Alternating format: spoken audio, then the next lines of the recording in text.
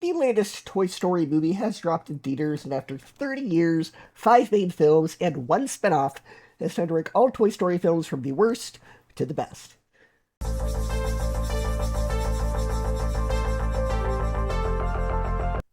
Easily coming in at last place is Lightyear, a movie that has a major problem right from the start.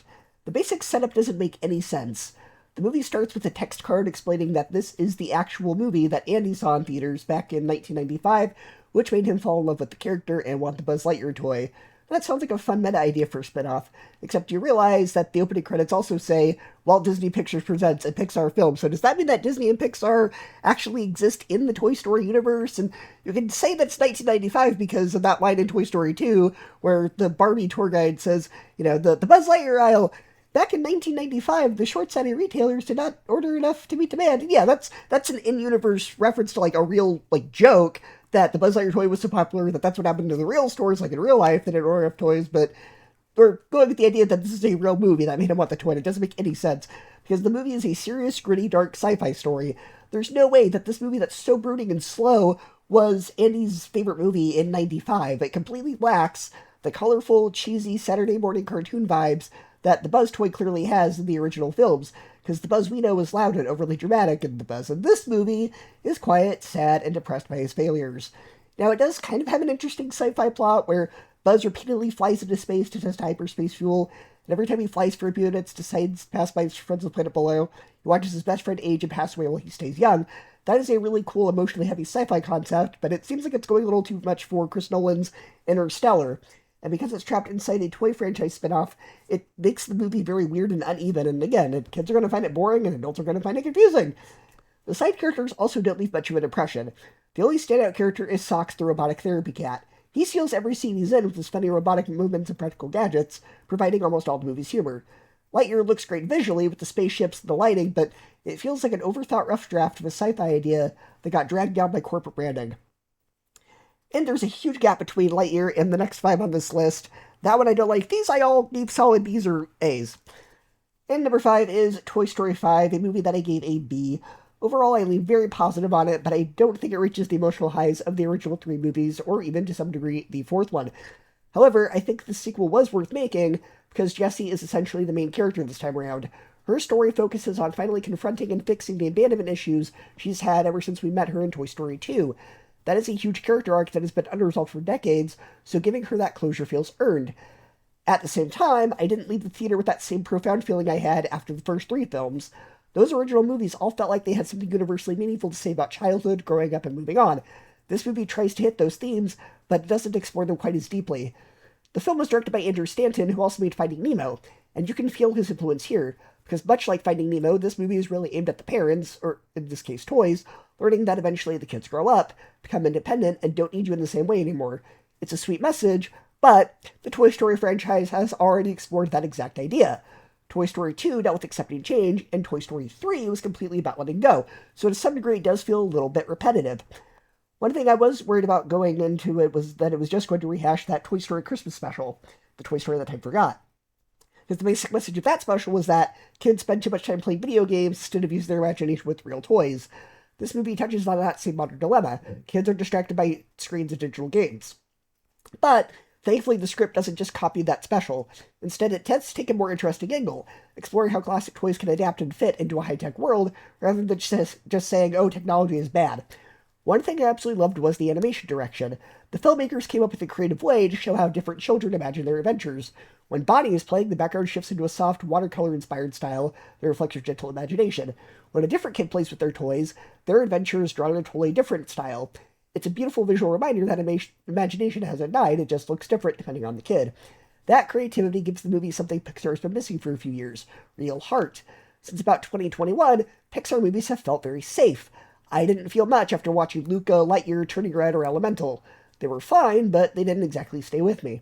Toy Story 5 actually does stay with you. It feels like old-school Pixar. There's also a fun subplot involving an army of new Buzz Lightyear toys that reminded me a lot of the old movie Small Soldiers. It's one of the most entertaining parts of the film, and gives Buzz something heroic to do without stealing the spotlight from Jessie. However, the story isn't perfect. There are some big coincidences. For example, a new character who becomes super important in the plot just happens to live right around the corner from Bonnie's house. That felt like a lazy writing shortcut just to keep the plot moving. The movie also introduces LilyPad, a children's smart learning device. Her abilities are completely far-fetched. She can wirelessly hack and control every virtual device she encounters, like the printers, the Roombas, and even smart home systems. Like, why would a child's educational toy be programmed to hack into home technology? It makes for fun action scenes, but logically, it makes no sense. It actually makes the movie look more like a warning about smart home devices. Also, the movie's message about limiting screen time feels a bit hypocritical. Pixar was partially created by Apple founder Steve Jobs. And let's face it, a month after this movie leaves theaters, Disney is going to flood the internet with ads telling you to stream it on Disney Plus on the very phones and tablets the movie is trying to warn you about.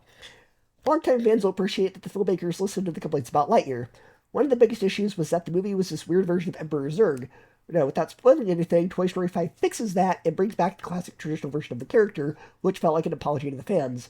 Overall, I do think it is the weakest of the 5 main Toy Story movies, but being the weakest Toy Story film is still pretty good. It's still funny, heartfelt, and features great character growth for Jessie. Parents will get just as much out of it for kids. It doesn't reach the greatest of the original trilogy or even Toy Story 4, but it's nowhere near the disaster I was fearing. It's simply a good movie, just not a legendary one. Number 4, Toy Story. This is the movie that started everything. When it came out in '95, it completely changed the film industry forever. It was the world's very first fully animated computer feature-length movie. Before this, people thought computer animation looked cool and could only be used for short films or special effects. Pixar proved that computers could tell a story without real human emotion. Yes, if you look at the graphics today, the animation looks very dated. The human characters look stiff, the dog looks like shiny plastic, and the lighting is pretty primitive compared to what Pixar does now. But, despite the old technology, the storytelling still holds up. The script is almost flawless. Woody and Buzz have one of the great character dynamics ever put on screen. Watching their rivalry, driven by Woody's fear of being replaced and Buzz's hilarious delusion that he is an actual space ranger, slowly turned into a real friendship, is both incredibly funny and deeply heartfelt. The humor is sharp, the pacing is sharp, and the movie perfectly captures the animation and worries of childhood. It might not be Pixar's most emotionally complicated film compared to their later films, but it laid the foundation for everything the studio would later achieve. It's a historic masterpiece that is still a blast to watch today. Number 3, Toy Story 4. Now, when they were making this movie, I was really cynical because Toy Story 3 already gave the franchise a perfect, heartbreaking, and definitive ending. Andy has grown up, and he's given his toys to Bonnie. It felt like the story was over. But surprisingly, the movie actually works. Instead of trying to recreate the group dynamic in Andy's room, the plot focuses entirely on an existential journey for Woody. The introduction of Forky is both hilarious and meaningful. Forky becomes a clever metaphor for finding purpose in life when you feel worthless. Woody's personal arc about trying to find his value after his kid outgrows him is incredibly compelling and mature, perfectly capturing the feeling of a parent dealing with an empty nest. The return of Bo Peep as a tough, independent lost toy who loves living without a kid opens Woody's eyes to a massive world outside the child's room. The film ultimately works more like a thoughtful epilogue rather than a direct sequel, but it's a beautiful and visually stunning one.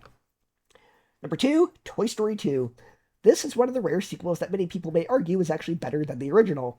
What makes that amazing is that the movie was originally planned as this cheap direct-to-video release before Pixar realized it was really good and completely reworked the script from scratch under a brutal 9-month deadline. The movie expands Woody's story in a really interesting way. Instead of just focusing on Andy's room, the film explores Woody's past as a rare collectible from a 1950s show called Woody's Roundup. When he gets stolen by a greedy toy store owner named Al, Woody meets his old crew, Jessie the cowgirl, Bullseye the horse, and Sticky Pete the prospector. And this sets up a big philosophical question for Woody. Is it better to live forever preserved in a museum where you'll always be admired behind glass, or risk being loved by a kid knowing one day they will grow up and leave you? Jesse's backstory montage is an entirely heartbreaking story in just a few minutes without any dialogue. It's easily one of the most emotional sequences Pixar has ever created, and would let her set up the foundation for the first 15 minutes of Up.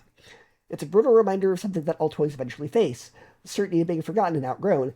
That theme gives the story a surprising amount of psychological depth. On top of that heavy theme, the movie is still packed with great humor, action, and character moments. Buzz leading a rescue team through a giant toy store, complete with a funny Buzz clone and a Star Wars parody involving Zurg, keeps the movie fast and entertaining. And in first place is Toy Story 3. If the second film talked about fear of abandonment, Toy Story 3 makes the characters live through it. This movie might be Pixar's most emotionally intense and stressful film. The story picks up years later with Andy now 17 and packing up for college. The toys are suddenly faced with the hard reality that their time with Andy is officially over. That setup alone gives the movie a ton of emotional weight before the plot even kicks in. It connects with the universal human experience, the sad transition out of childhood and leaving behind the things you used to love. And it introduces Sunnyside Daycare, which during the day is a utopia where toys will always be played with. But then the movie shifts genres and turns the daycare to a high-security toy prison and becomes a very dark prison break movie. Lotso, who is a strawberry-scented pink bear, is a great villain. He seems friendly at first, but the more you learn about his dark past and his cynical belief that all toys are ultimately trash, the story gets a lot creepier and darker. And of course, the infamous incinerator scene is a masterclass in tension and raw emotion. Even though logically you know the toys probably aren't going to die in this fire, the way that scene is directed is unbelievably powerful. When the toys realize they can't escape, they stop fighting. Instead, they look at each other, reach out, hold hands, and silently accept their fate together as a family. It is an incredibly mature piece of filmmaking, and I'm surprised that Pixar got away with it. Then the movie delivers one of the most emotional endings ever made. Andy giving his toys to Bonnie and playing with them one last time feels like the perfect way to close the trilogy, leaving an entire generation of viewers clasping at their hearts.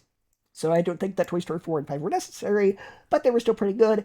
But Toy Story 3 is the strongest way to close out the trilogy, and it comes in at number 1. Trying to share a ranking of the Toy Story movies. Of course, we're going to disagree because pretty much everybody loves all the Toy Story movies except maybe Lightyear. There's going to be some pretty close. Let's have a slightly more respectful discussion, and we'll see you next time.